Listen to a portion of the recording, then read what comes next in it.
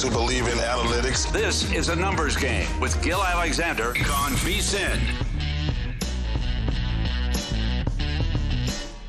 All right, let's have some fun. It's time for a numbers game. Gil Alexander on a very well-deserved vacation. So I'm in Joe Serralo alongside Kelly Bidlin, per usual. Kelly, we're going to have a fun 2 weeks here, my man. Let's go, Joey C. Notes. Welcome back to the show. I am excited. How about this terrific guest list that Kelly has put together for us? We're going to have Drew Dinsick on here in hour one. John Fanta going to join the show as well in the first hour to talk about a locked and loaded college hoops slate. Look, college hoops, that's my thing this time of year. I am excited for this Tuesday night action. We've got little fun NBA action on a Monday night. Luka Doncic, officially a Laker, suits up for the first time. Kelly, what were your thoughts on his debut? Oh man, it was great to see. It's still shocking. I kept saying, Joe, I don't know that I was really going to be able to mentally get past this trade until I saw him suit up in a Lakers uniform, and we finally got that last night. Look, it was a short debut for Luka, limited minutes, 24 minutes, scores 14 points, did struggle a bit from the field, but it was great to see him out there, and I think this is going to be really interesting to watch the rest of the season. I kept thinking about things throughout the game as I was watching, Joe, and it's. I think if you saw this kind of move at the beginning of the season, you would say that you'd probably see a lot of LeBron and Luka kind of platooning with different units, because I think that'd be the best way to get through the regular season. The problem is in this short stretch before the playoffs, they got to play these two as much together as possible just so they learn how to play off of each other. So I think it's going to be really, really interesting to watch them going forward. I definitely think there's some betting angles to this Lakers team going forward. Yeah, I mean, 30 games left. It's not like they have a whole lot of time to get acclimated. I think it's enough, but certainly not enough time to afford letting those guys swap in and out. I will say, you talk about numerous betting angles, and we'll dive into them, and I'm sure that you've got a lot of information to drop on us with regard to that. I think LeBron James, his assist numbers are going to be worth looking at the rest of the way. I think that that's probably the best way, because points, any given night, Luka can go for 50. LeBron could take a back seat, only have 18, 20. Lakers could still win by 20-plus points. But I'm going to be looking at LeBron in terms of rebounds and mainly assists the rest of the way. Yeah, I like it. I mean, he's always active everywhere, but I do think we're going to see him. We've seen LeBron do this before, right? It's take a step back a little bit when it comes to scoring and even some of the usage rate stuff, just to get other guys more comfortable, and that's going to be so important here down the stretch with Luka. So I like that. The only bet I made last night on the game was I went over on Walker Kessler's rebounds, which did get home. He finished with 12. I think right away and this has nothing to do with Luka Doncic, it's the Mark Williams fallout of the other trade that the Lakers made to add a big to pair with Luka, with a lob threat for him and LeBron to have. And they are so thin when it comes to bigs now in LA that I think that immediately that's going to be what I'm going to look to attack almost every matchup, as long as there's a center on that other side that's going to be able to hit the boards like Walker Kessler does. He finished with 12 rebounds last night, but John Collins, talk about his front court running mate, 11 rebounds, so 23 combined between those guys. I would expect to see that a fair amount with these starting units on the floor. So that's what I'm going to focus on early. Look, I think we've heard a lot of this, Joe. Overs, Lakers team total over. I think all that could apply, but I want to see it play out a little bit more first before I start betting those. Yeah, pretty funny. Kessler and Collins combined for 23. Utah was still -5 on the glass. The Lakers, led by Austin Reeves, he had 9. How are you going to bet Reeves now? Are you going to be looking at him at all with the Doncic deal and with Williams not going through? Is Reeves a guy, boards, threes, anything there that intrigues you? Yeah, I mean, look, he had a pretty good game last night, and he's been on a tear recently. I think it's just naturally, like you brought up with LeBron, right, for looking at rebounds and assists, naturally these guys are going to have to take a bit of a step back as Luka finds his footing with the Lakers. Right. And Austin Reeves, I think the only way you can look is unders. That was the only way I could look right now, but it's one of those, understand the books are making these adjustments as well, right? They're not idiots. They know what's going on. They know that a high usage rate coming with Luka Doncic, it's going to take the ball out of the hands of Reeves and LeBron a little bit more. So, and you have to adjust those numbers accordingly. So I do expect those to be adjusted, but Austin Reeves is playing great ball right now. So I'm not running to bet unders right now. Yeah, Reeves is doing well. We've got the Lakers 17-1 to win it all, plus 750 to win the West.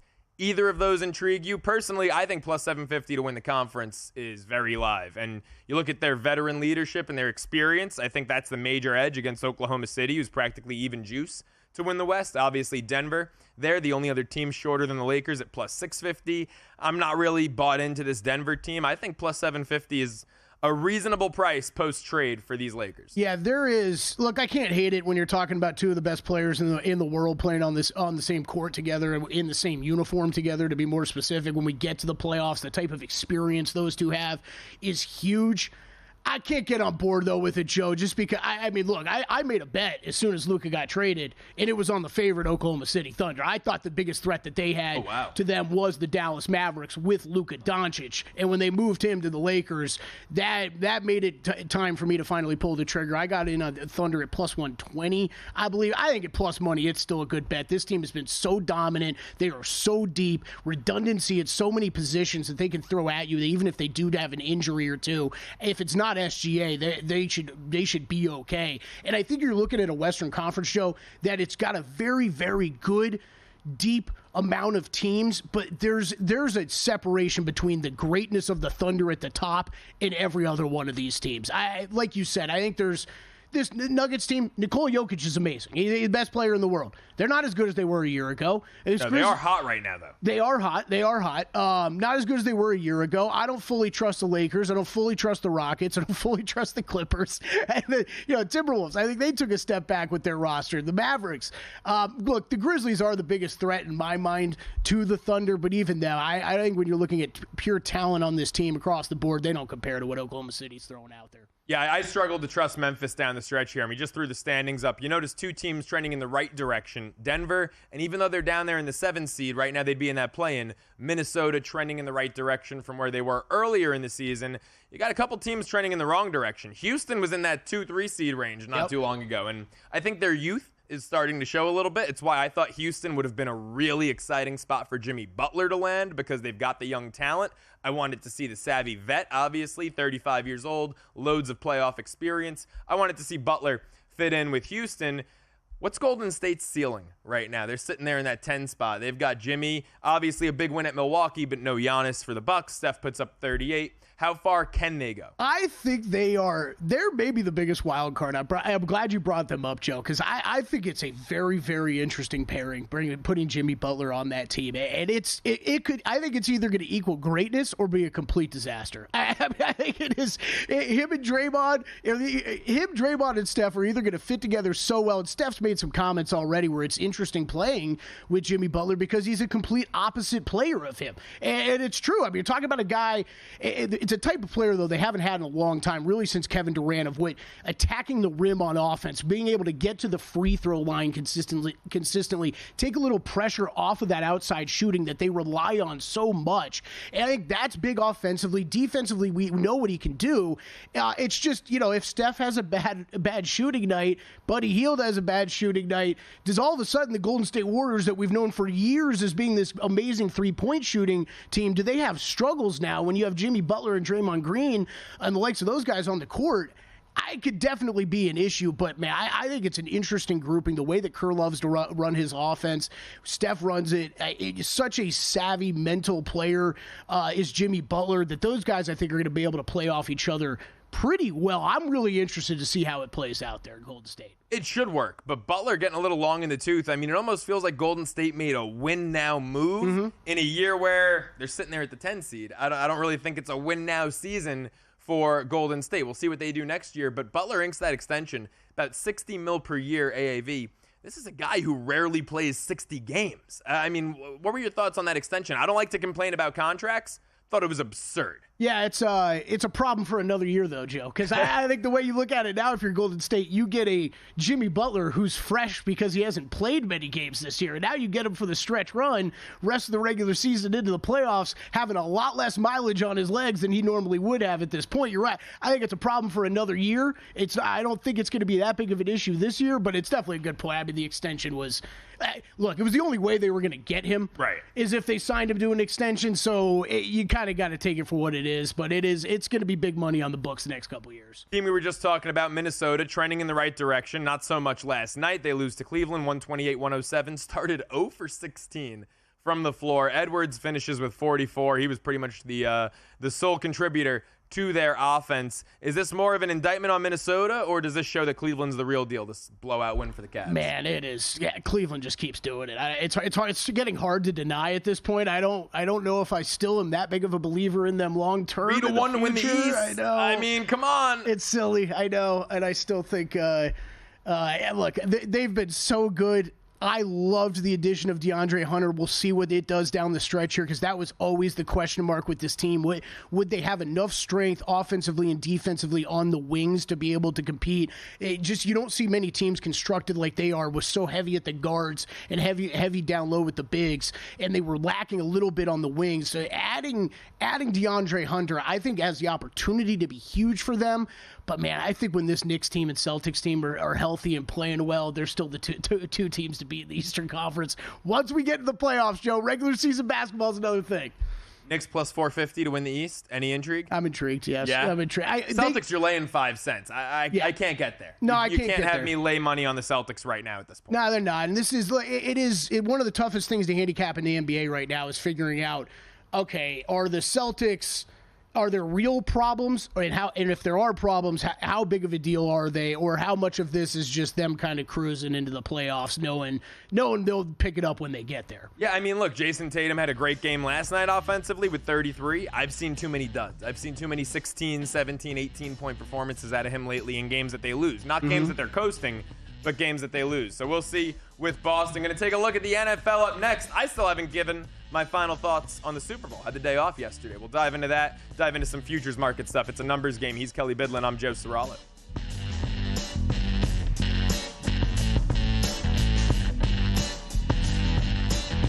Time. There's nothing more valuable. It's what drives everyone to make the most of every moment. We celebrate living large in the now. In a city where time disappears, we create experiences that electrify the soul and memories that will last forever. We go big, we go all night, and here, everyone is invited. So get loose and get loud. This is Circa. You'll have the time of your life. Mitch Moss and Paulie Howard share their knowledge of sports, gambling, and pop culture on Follow the Money at a New Time. Like, the guy can play football. Yep. And without him, we're talking about this team maybe being the worst one in the entire league. On the bandwagon, I was high on this team, but my concern was this awful coaching staff. They'll keep tabs on the big wins and bad beats from the night before. Plus, get you geared up for the action that's about to begin. Follow the Money now at 4 p.m. Eastern, right here on VSiN, the Sports Betting Network. So, Paulie, have you had a chance to read the VSiN Daily yet? Yeah, came in at 3 a.m. What's Bill doing up that late? Well, rumor has it starts off with a 12-hour meditation session. Then he just pours himself over film and live TV, really focusing and taking it all in. Bill's in with the biggest insiders, talking trade secrets, strategies, the whole nine, absorbing the info.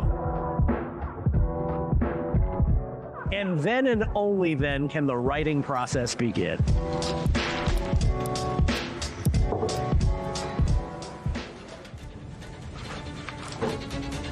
In Las Vegas, Bill's late night becomes your early morning. Wake up to the very latest betting insights in your inbox with the VSiN Daily. Sign up for free at vsin.com/newsletter. Coming up on the next Follow the Money, Mitch on vacation, the VP of Circa, Mike Paulman studio co-hosting with You Cannot Be Serious, the owner of Circa, Derek Stevens, to recap the Super Bowl and what's next and how everything went in Las Vegas. Mr. Las Vegas, Anthony Curtis, to recap the wild weekend and room rates as low as $40, plus Dallin Cuff on a loaded college basketball schedule. Follow the Money weekdays 4 to 7 Eastern on VSiN, the Sports Betting Network, Sirius XM, Channel 158.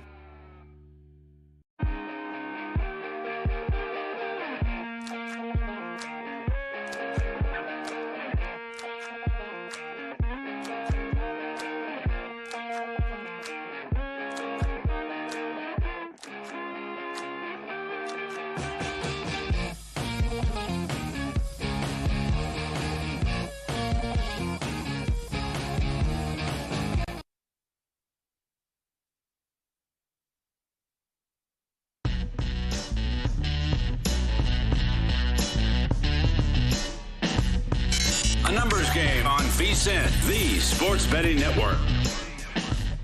He's Kelly Bidlin. I'm Joe Serralo. It's a numbers game taking you through this Tuesday morning. February 11th. Your This is what Monday. happens when you have Monday off. Exactly.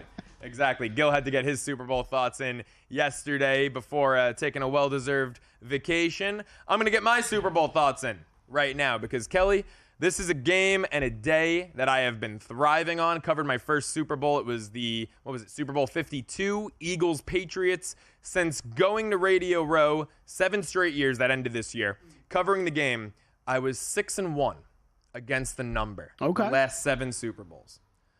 That is now 6-2 after being on Kansas City. I believe you, me, and Gil were all Kansas City, right? We were talking about that during my Vibe report the other day, which, by the way, we need to address something. Because Kelly, I was a little insulted by this. When I signed off from the Vibe report in their special hour-long Super Bowl Sunday edition of a numbers game, you called me out, and you should have done that to my face when I was on air. Called me out for my index cards in my hand. Hey, Joe, it wasn't at you specifically. It was at the entire television business that we like to use props that have no purpose. But I was told that you had very important information on those cards. So I retract my statement. I'm sorry. There was a lot of information on those index cards. I'd be lying if I said I looked at any. I was going to say what doesn't surprise me, because Stephanie did tell me that Brian Ortega, as he does, worked very hard on compiling a lot of information for you, and I'm like, yeah, but that doesn't mean Joe looked at it at all. No. I mean, something about a 143-foot screen at Stadium Swim or whatever, and the 5 most bet props for the big game. Of course, I think none of them got home. It was all the Goddard overs and Xavier Worthy rushing over and Saquon over 110 or whatever it was. None of the 5 most bet props got home in this game. Man, yeah, that's wild. That was on that Worthy one. Yeah, that was fun. That had no shot. I don't. The Chiefs' offense is still waiting to get going. Like they're still waiting to use their first 6 plays that they planned. Yeah, I mean, absolutely nothing that was scripted got going. It was just an absolute bloodbath. Reed had a receiver or a tight end because Kelsey got a carry in Super Bowl 54. Run the ball all 4 Super Bowls prior to this one.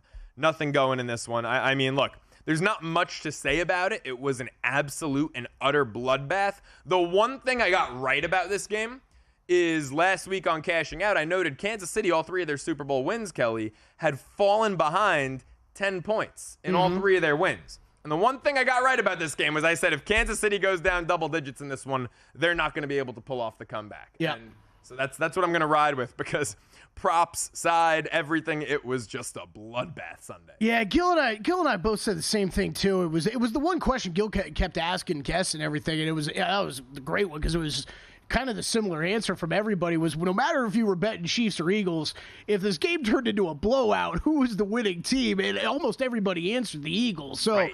I mean, that's exactly what ended up happening. We talked a little bit about Drew Dinsick, who's joined us next segment. He brought this up too of, hey, the Chiefs, we've seen them trail in these games before. If you're going to look to bet Super Bowl MVP, it could be a good look at Mahomes live, because if they're going to come back, it's going to be on the arm of Patrick Mahomes. And that was kind of an angle that I had going into the game, but they were in so much trouble so quick, Joe. There was no thought of me to even pull the trigger on that bet, because it was the Eagles. Made no sense. Yeah, Eagles were running away with things before you could even feel confident to make a bet like that. Look, the only thing, and I was down so bad in this game, the only thing I looked at live, and I wish I had the guts to pull the trigger on it because it actually would have gotten home, at halftime, the Eagles were laying 16.5 live. And you would think, down 24-0, take the points, take Kansas City. But there was no semblance that there was any sort of a comeback about to be orchestrated. Yeah, I thought the same about the over. I never ended up pulling the trigger. It was just like you thought at some point Kansas City had to score, but I was sitting there. One of the biggest props that I had bet was, would either team attempt a 2-point conversion? So I'm sitting there at halftime, and you're thinking, well, I like my chances of this hitting still. Down 24-0, yeah. Down 24-0, as long as the Chiefs could score a touchdown, something I would never think I'd be worried about in a Super Bowl before. But, yeah, luckily they did, and they attempted multiple 2-point conversions. How about the line movement? Obviously, we're running the shots of the Gatorade, getting dumped on Sirianni. That was odds on. Yeah. The yellow-green at the end. I mean, that was 3-1 earlier in the week, and that closed odds on. So we were sitting here Friday. I believe I had the breaking news steam alerts on that. It was it got down to -200 over at FanDuel. Now, You still need to win the game to get. So right, Joe, you're bringing up a point. So a couple people have asked me about this because I don't know. I'm the Gatorade expert apparently when it comes to the Super Bowl. I love betting it. But the problem is that the whole handicap or the whole movement in the line, I assume had nothing to do with Philadelphia. It was that someone thought or someone knew what was in the Chiefs buckets. Because the yellow you could always kind of pair with Philly. It was the last color they used when they won a Super Bowl. Fits obviously, with the uniforms. Yes, the colors fit with the uniforms. So that was the only thing everybody asked me about at postgame. And I'm like, nah, but I want to know what was in the Chiefs bucket. Like, I don't really care what we saw. I want to know what was in the Chiefs bucket. I'm convinced it was purple. That's why that was my play. Purple, 2-1. I mean, the other one that we saw on game day was the blue took a lot of money. Now, that might just be from... Is that all you? Was that your money, Kelly? That might just be from smart people out there that know blue is the best Gatorade to drink. So, I don't know. This was this was one of the least enjoyable Super Bowls. It was the least since Kansas City's last loss. And I was at that game, Chiefs-Tampa. And it was like deja vu. Yogi Berra would say deja vu all over again, right? I mean, watching this game unfold, it was just like Chiefs-Bucks, where you knew. I mean, look, like I said, they've fallen down 10 and won 3 Super Bowls after trailing by 10. That Tampa Bay game in Tampa, you knew the way Mahomes was running for his life, that it was over early. And this was an even more extreme version of that. At least they got some field goals on the board in that game. You know, this was a more extreme version of that, where you just see Patrick Mahomes on 4-man rushes. That was the part that got me. They didn't blitz once. Yeah, it was all wild. 4-man rushes. This is the worst one I can remember in a long time. Like that, even that Tampa one you're talking about, at least it was like it had the allure of Mahomes and Brady, right? It was the only time we were going to see that matchup in the Super Bowl, and that's how it played out. And you're right, it was ugly, but man, this game was over and over quick, and like you're talking about, the Eagles didn't have to blitz. The pressure was in his face constantly. The offense couldn't even get started in the game. No, it had no shot from the start. And how about this tweet from Next Gen Stats? The Eagles did not blitz once across 42 dropbacks in the Super Bowl. Just the 4th defense to not blitz in a game in the Next Gen Stats era. Relying on their front 4, the Eagles generated 16 pressures. 42 dropbacks, that's 16 pressures, and they sacked Mahomes 6 times, the most in a single game in his career. You know, it's funny, I had to look at that Tampa Super Bowl. I believe he was only actually sacked 3 times that game. But there was a stat I recalled, and when we were at a Super Bowl party at one of our colleagues' place, and I remember saying this and thinking after I said it, wait, Joe, did that sound stupid? Was that not a real stat? And it was. I was right. The number was just so egregious. Mahomes in the Tampa Bay game ran 495 yards that game. Scrambling behind the line of scrimmage, like all of it, 495 yards, literally running for his life. 5 football fields. Oh, man. That's an exhausting amount. Yeah. And then what happened to Kansas City the next year? They got to the AFC Championship game, but they lost it. They had that Super Bowl loser hangover. So as we look at the odds for the next Super Bowl 60, San Francisco next year. Eagles, no surprise, the favorites at 6-1. Kansas City, Baltimore, Buffalo, all 7-1. Detroit, 9-1. And then when we get to the Niners and beyond, 15-1. And up there, Washington, Cincinnati, Green Bay, all tied at 18-1. Kelly, for Kansas City to get back there, 7-1, what needs to be their focus this offseason? In the draft, how do they rebuild? Is it O-line? I'm hearing people talk about weapons. To me, the weapons are not the biggest deal. Although, D-Hop, obviously, that drop when he was wide open, it made me think maybe they need better weapons. But to me, it's all offensive line, and they're probably going to lose Trey Smith. Yeah, I think it's I think that's the pretty easy and correct answer, right? It is offensive line. Because we've seen, Mahomes answered that question last year after Tyreek Hill had left, right? Yeah. What can he do this twice after Tyreek left with just some dudes, right? And he's done it 2 years in a row. So I'm not really worried. Of course, both him and Josh Allen, even Josh Allen's gotten into this realm, right? Sure, would an upgrade at wide receiver be nice? Yeah. Does he really need it, though, that you're going to need to go overpay for something? Not at all. So I do expect, yes, it's going to be draft and for maybe even free agency. They got to address that offensive line. You have the best weapon in football. He can't do anything, though, if there's a guy in his face every single down. Right. He can make Mecole Hardman look good if he's got time in the pocket. He can make Marquez Valdez-Scantling shoot. Patrick Mahomes can even make Kadarius Toney look good if he has enough time. But if he doesn't have time, he can't get the ball to, it doesn't matter if you give him Tyreek Hill again. If he doesn't have time, he can't get the ball there. So I think it all comes down to the trenches. I'm also mad at myself because as good as my Super Bowl picking streak was, I deviated from what I usually pick, and it's which team is better in the trenches. Yeah. And I've deviated from that twice. Tampa, Philly. And those are the 2 losses last 8 years. It's one of those. Look, we a lot of us said you're going to feel like an idiot either way if you lose this game, right? Because of that. I mean, you knew that they had an advantage on Philly had an advantage on every both position sides except of the ball. Quarterback. Right. I mean, it's offensive line and defensive line. There was such an advantage there, and that ended up playing out. Joe, I'll tell you real quick on the odds with this. The biggest surprise to me is how much these have moved since they opened. I've seen the Lions take money, the Niners take money, the Bengals take a little bit of money, which none of those are a big surprise to me, but usually we don't see this type of movement this early on. I'm going back to the Ravens, I think. Going to have our guy Drew Dinsick up next from NBC Sports Edge. It's a numbers game. Don't go anywhere.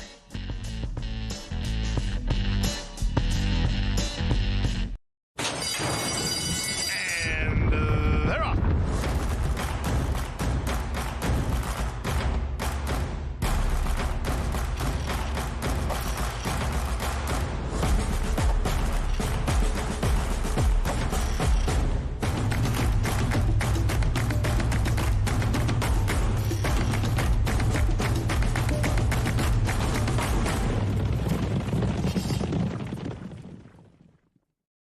Sports betting game with VSiN's exclusive betting splits. Stay ahead with real-time market trends and track bet percentages on any matchup. Then uncover the edge by comparing them to the amount of bets placed to find out where the sharp money is headed. Upgrade to VSiN Pro to access betting splits, live odds, line moves, power ratings, and in-depth game analysis. Go to vsin.com/pro to join VSiN, the sports betting network.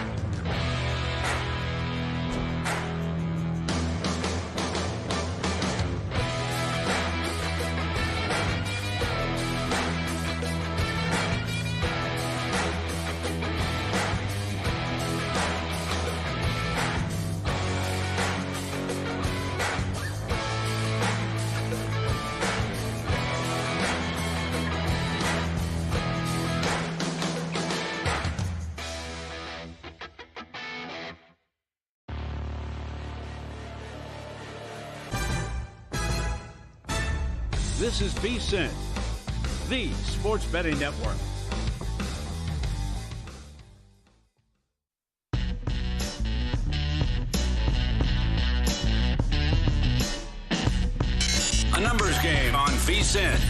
Sports Betting Network. Attention, all serious sports bettors. If you're thinking about playing in the 2025 Circa Million or Survivor contest, now's the time to get ahead of the game with Winner's Circle Proxy and VSiN.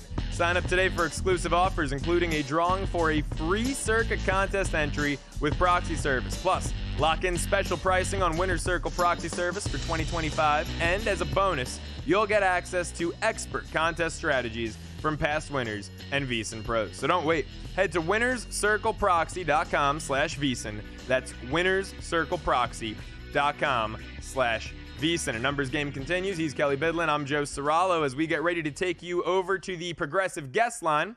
Welcoming our friend from NBC Sports Edge and the Deep Dive Podcast, Drew Dinsick, into the program. Drew, how you doing, my friend? Congrats on a bloodbath for myself Sunday, but you did some pretty serious damage, didn't you? Yes. Fly Eagles fly. We're an Eagles household here. Or at least we were on Sunday. Or really all playoffs. I bet the Eagles every round of the playoffs. The market never caught up with that team. My kind of last second final thoughts handicap was these guys are the Monstars, and I don't care if Pat Mahomes is on the other side of the field. Like this is how this is going to go down. And ultimately the game state being so in their favor, getting the first score and then kind of letting things roll downhill with kind of unleashing that pass rush early, getting the key turnover early. It was certainly a matter of, I think, right handicap combined with just optimal game state. But it is exceedingly rare that I have a bet of consequence that is going to make or break my day, week, month, year, and then it goes down as enjoyably as that.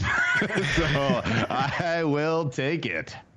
Joe, Monstars is a reference to the 1996. Oh, come on. I've seen Space Jam. Maybe born in 98, but I grew up on that movie, all right? Come on. Oh, man. All right, Drew, I know you were down in New Orleans, so I got to do the usual question, best food or drink you had while you were down there. The best food I had was oysters. I'll tell a quick funny story. It's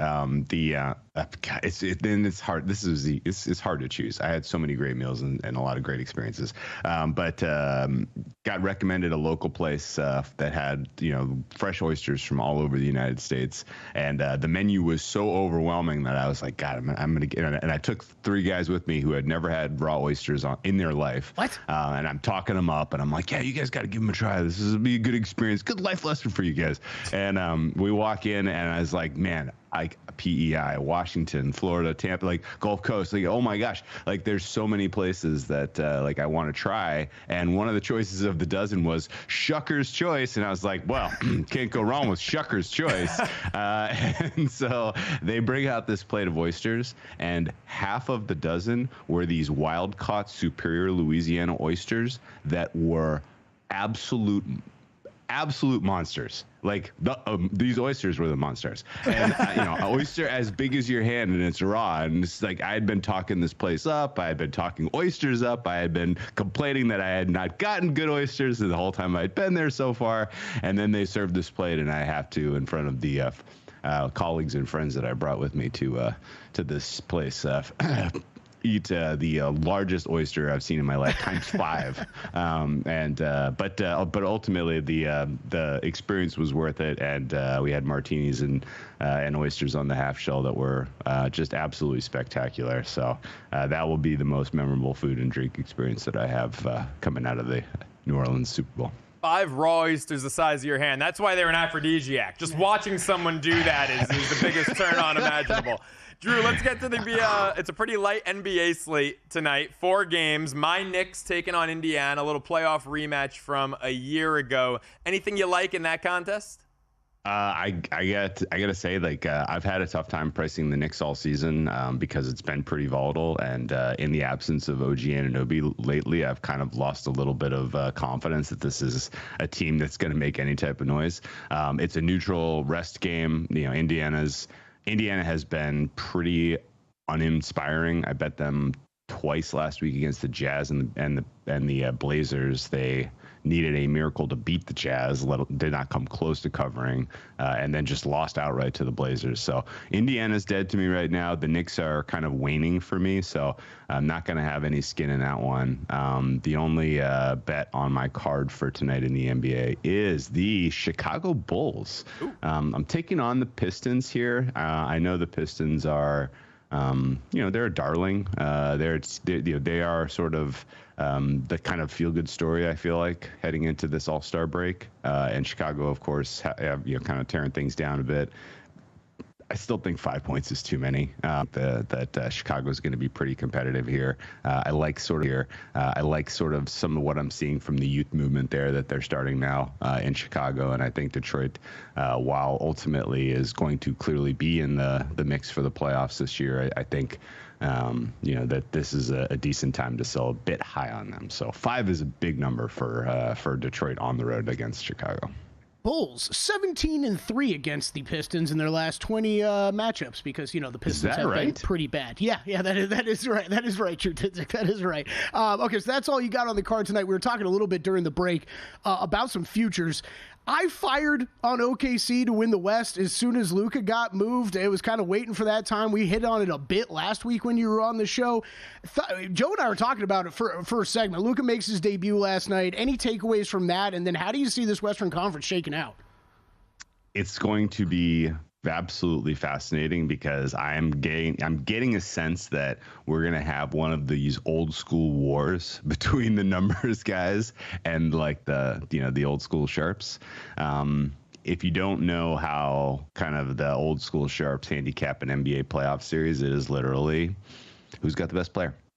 And the reason is that the margins once you're in an NBA playoff series, particularly if you're out of the first round, comes down to who like the later the series goes, any kind of offensive vision you have, any kind of system, any kind of plays that work, all of that collapses on itself because you solve your opponent as you get deeper into the series, and it becomes more and more important to just can your best offensive creator generate a shot in a key moment? And it's fascinating to kind of look, to kind of step back and see where the Thunder are in the West right now, because I think unequivocally right now people would say, SGA is your MVP this season.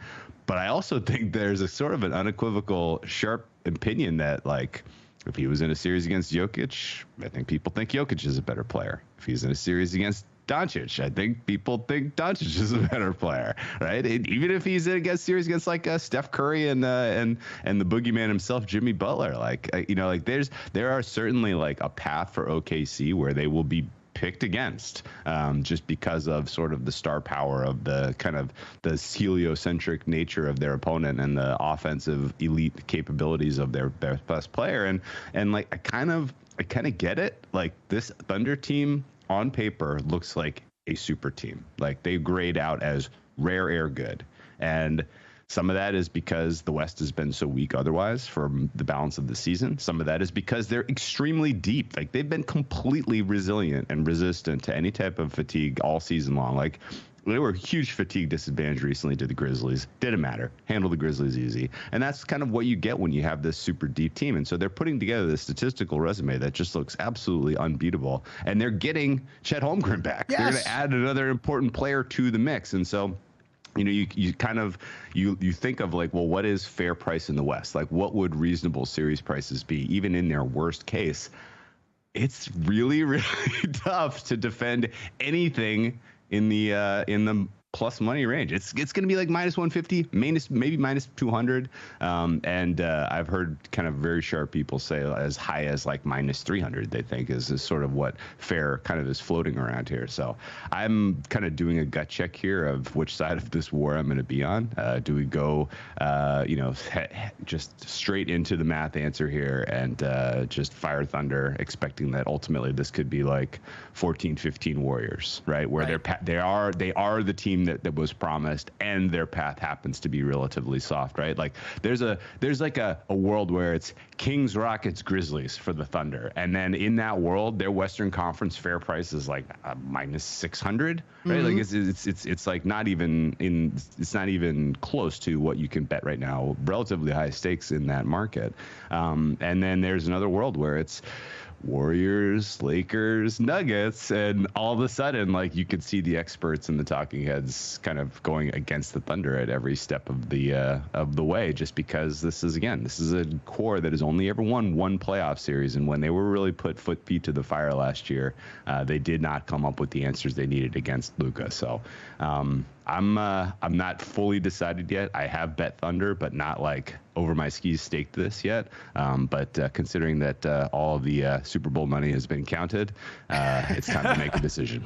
Had to throw that last reminder in there that he had a great Sunday. It took all of Monday to do it, but yeah, he's got it. Count it all up. Yeah, it took me all of Monday to go through my losses. Drew, appreciate the time, man. Thank you so much.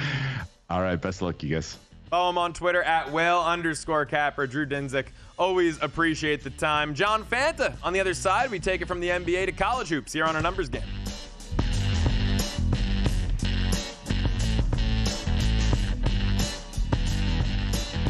Got a good thing coming, so wait and see. It's a good.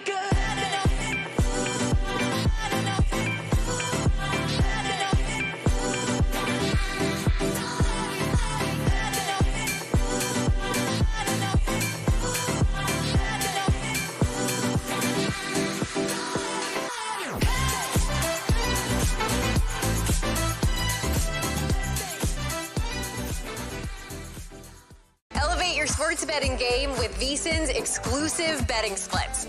Stay ahead with real-time market trends and track bet percentages on any matchup, then uncover the edge by comparing them to the amount of bets placed to find out where the sharp money is headed. Upgrade to VSiN Pro to access betting splits, live odds, line moves, power ratings, and in-depth game analysis. Go to vsin.com/pro to join VSiN, the sports betting network.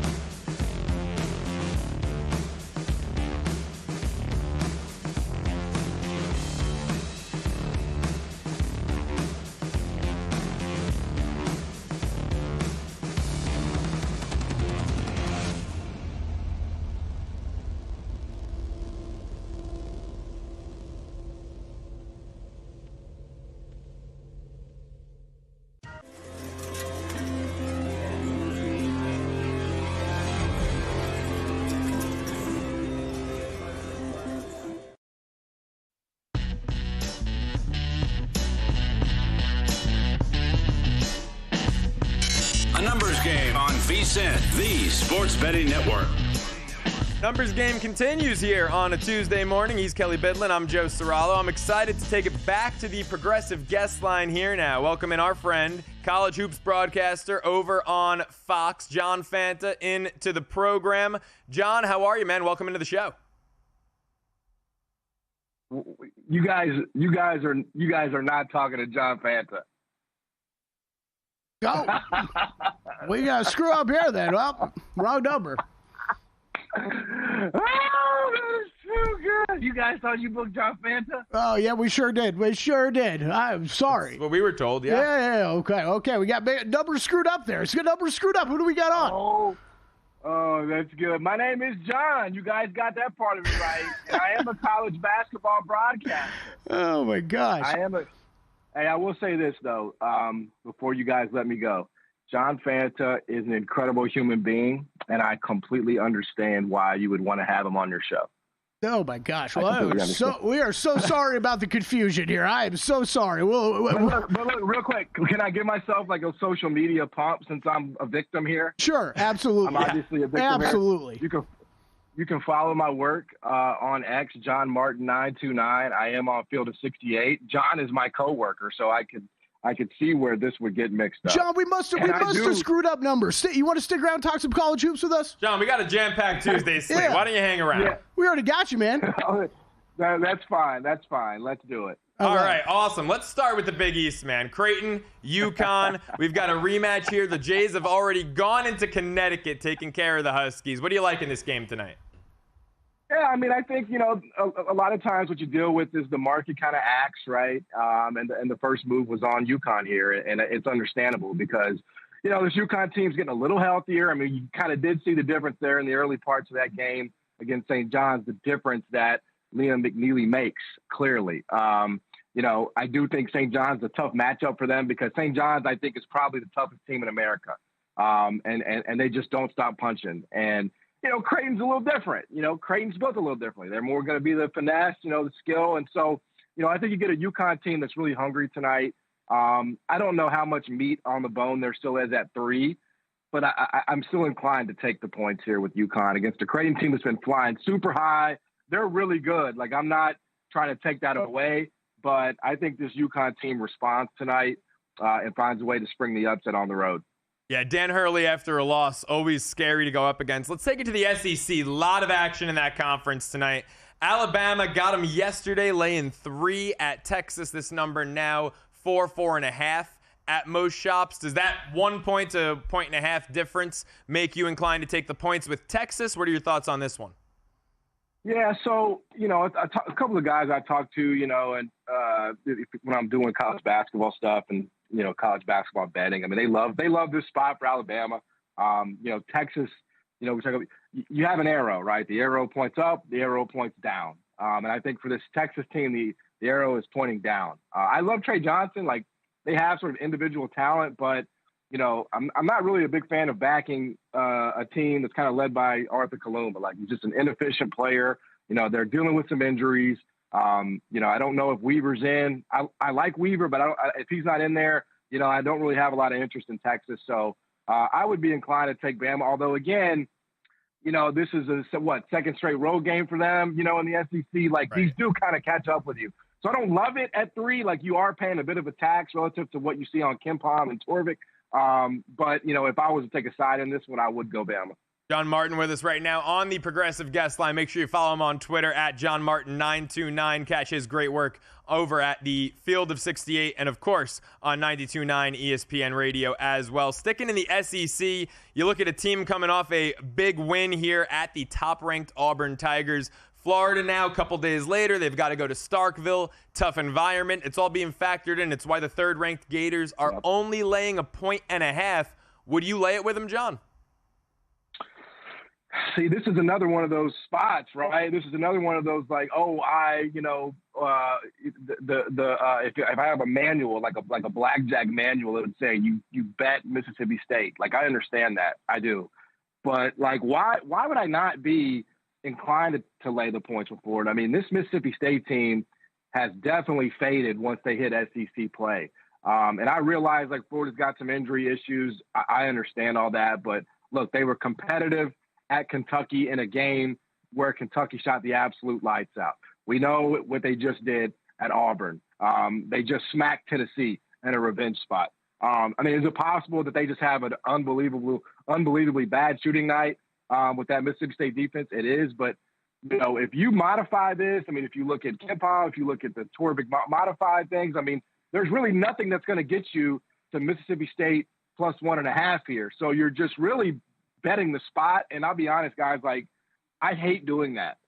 I hate betting spots. I mean, I know that in college basketball, like they come in, I realize that, but if I don't have the math to support it and my eyes don't support it, it's likely to stay away from me. This got down to a pick this morning at some spots, and it immediately got bet back. And I think that's correct. I think Florida, it might be close. It might be you know, one possession type of game, but I don't really feel like I'm getting any kind of discount betting Mississippi State here. So it would be Florida or pass for me. I'd have to imagine if you're on Mississippi State, you probably also like the under 152.5, because I just don't think the Bulldogs can keep up with Florida's shooting. If this one becomes a high-scoring game, it's going to be all Florida all night. Sticking with an interesting spot here, Kentucky hosting Tennessee. They've already gone to Knoxville and beaten the Vols. Now they're catching 3 at home in Lexington. Can the Wildcats go 2-0 against Tennessee this year? You know, I have not really been able to get on the right side of this Tennessee team all season, man. Like, when I thought that they were going to really take off, like I bet them both times. Actually, here's what I did. I bet them on the road at Florida. Yeah, me too, man. They screwed me there. And then I bet Florida on the road at Tennessee, and that was even before Ziegler and Milicic were ruled out. And I managed to get that game wrong twice. So I have not really been the Tennessee basketball whisperer this season. But I really would be inclined to take the points at home with Kentucky. Lamont Butler's playing. Like, obviously, it is a revenge spot for Tennessee because Kentucky went in there and won. But I don't know. I think it's just a big switch when you go from playing at Oklahoma with a bunch of freshmen and no rim protection to on the road now to Kentucky, who's got a bunch of different bigs, getting healthier, and I think they just run the best offense in college basketball. So, I mean, is it possible they shut the water off? Sure, but I would take the points with the home dog here. Yeah, I like the spot for Kentucky, too. Mark Pope's team can certainly shoot the lights out. Let's shift gears a little bit to some Big 12 action. You talked about earlier with Florida, Mississippi State betting the spot, and that's not necessarily your thing to do if the numbers don't back it up. Kansas State getting a lot of love here as a 3.5-point dog at home against an Arizona team that's as hot as anyone in the country. Would you lay the 3.5 with Arizona, or do you think Kansas State does to them what they've done to a couple other high-profile opponents lately? Yeah, I mean, actually, Kansas State is the hottest team in America.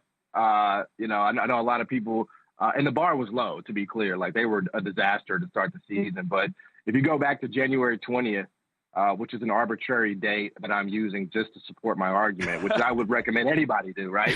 Absolutely, and I appreciate you admitting that, because we all do it, but we don't all admit it. Yeah, that's right. Yeah, we got to admit it. Kansas State's number 1 at Torvik since January 20th. They just beat Kansas.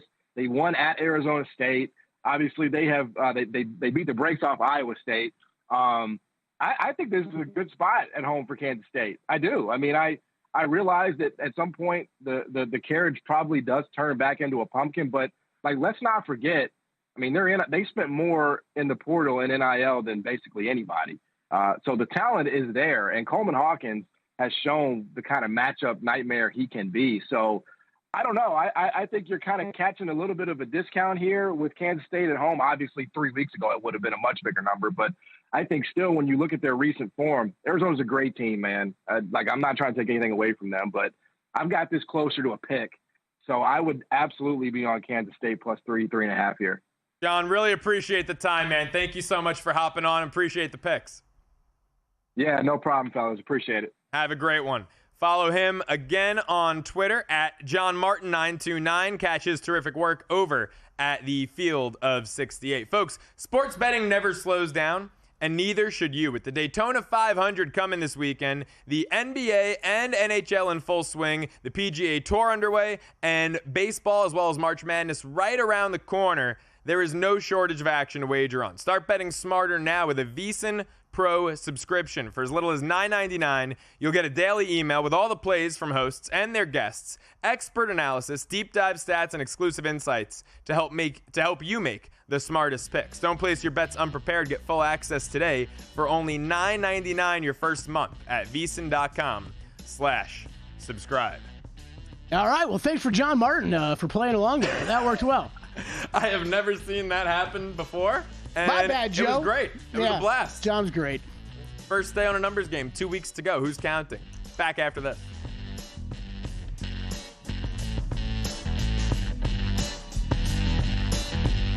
And we're out. Okay, give me 1 sec. I need to load funds into my gaming apps.